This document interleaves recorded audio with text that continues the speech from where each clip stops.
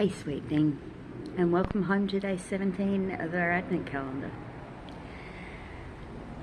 You might know that I'm making this a day at a time. In previous years I'd sort of worked at least a week in advance so that I had content ready to go even if I wasn't feeling particularly inspired. And this year's Advent calendar is a lot more casual in that I am recording a video each day and setting that out into the world with whatever I feel inspired or moved to share that day. This morning I woke up and I had absolutely no idea what that was going to be. It's not that I'm feeling out of sorts or anything. I'm very happy. I'm not feeling particularly festive, but you know, feel pretty calm and at ease with myself and with the world. And sometimes that means that there's a sense of turning inwards that happens. And so putting myself on camera feels like it is working against what my natural instinct is suggesting. At the moment I'm happy with my own thoughts and with my own internal experience, but because I've committed to doing this thing, yeah, it's a strange position to be in, but because I am committed to doing this, to putting something kind into the world, then I feel like it's okay for me to be here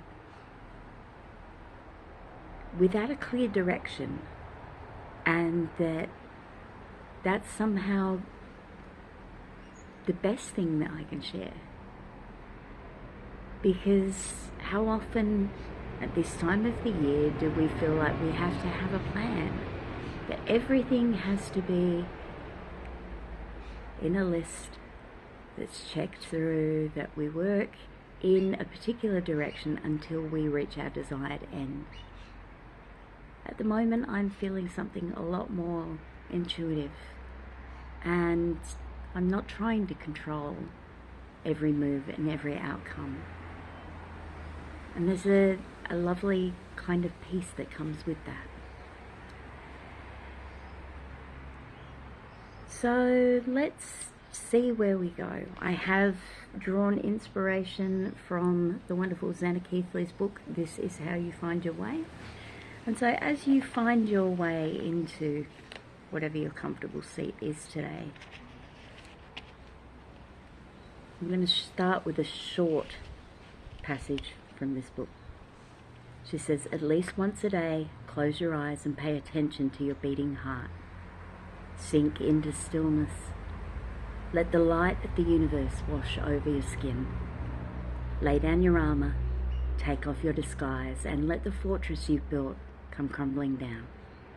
Release the striving, let go of the fighting. Come home to yourself." And I realized when I was looking through this book for inspiration today that this is what I'm hoping to offer for anybody who finds these videos.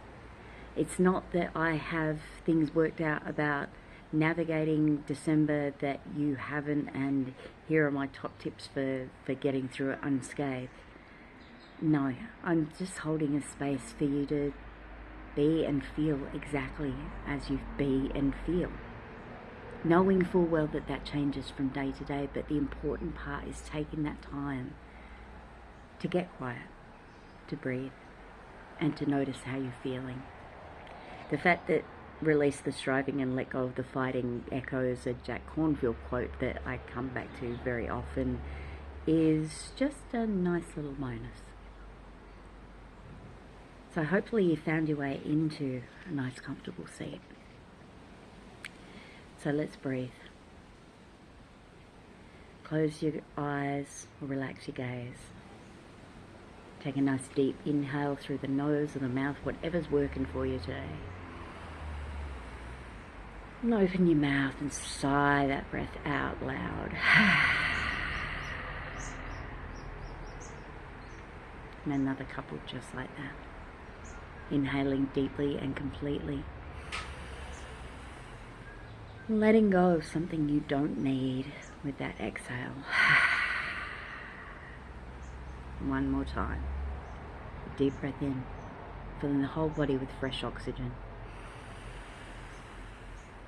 And sighing it out. Just coming to a place of stillness.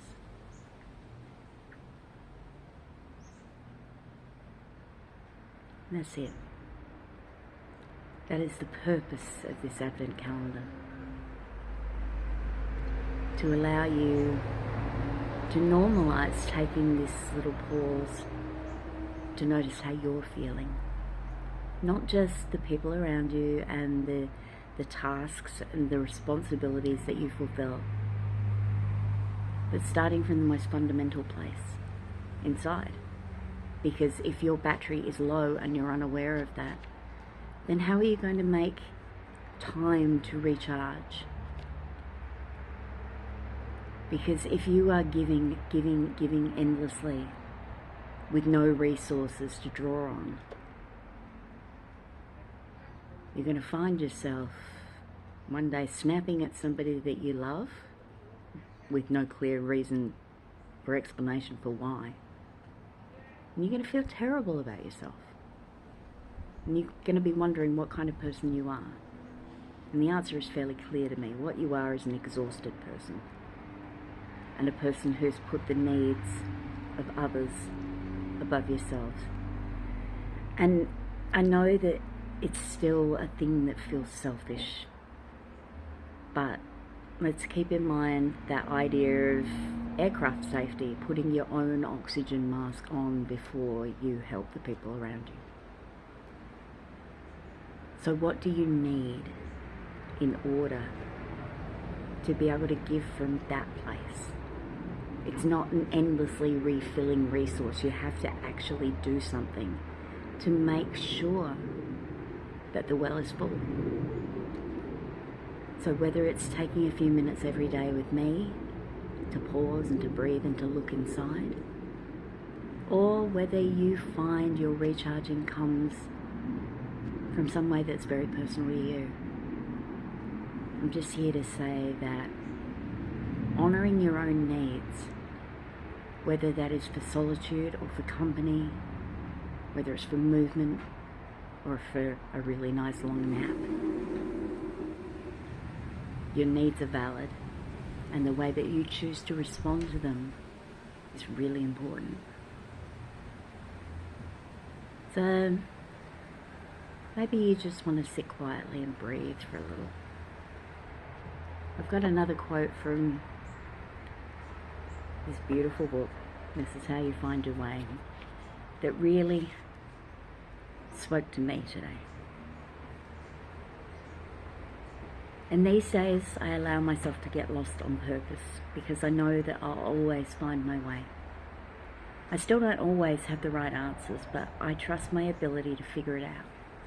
And if I get it wrong sometimes, I may feel frustrated at first. But then I breathe, and I give myself grace, and I try again. And I'll keep trying and trying as many times as I need to, because I may give up on unaligned paths and what my heart knows isn't for me, but I'll never give up on myself. I'm still not yet where I want to be, but I'm able to step back and recognize how far I've come. And I have bad days, hard days, heavy days. I get frustrated and angry. I feel sad and hurt. And I start to question the purpose of it all and wonder if my life really is just random. Maybe none of this ever had any meaning at all. But I no longer stay in that place for very long, because all I have to do is step outside and watch the sky, and I can feel it. There's something more that I can't quite see. And these days I don't hide from the thing that scares me like I used to. I may hesitate, but in the end, I'll walk towards my own discomfort if it means creating the most honest and beautiful life I can imagine for myself. And slowly, step by step, and breath by breath, I navigate this path. And I trust what I can't see, but what I can feel. I honour my own magic. and I stay true to my beating heart.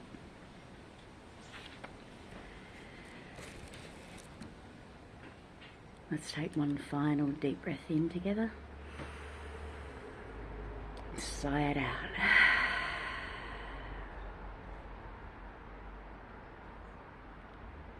Inhale the arms out wide to either side, sweet thing. And exhale, cross the right arm on top of the left.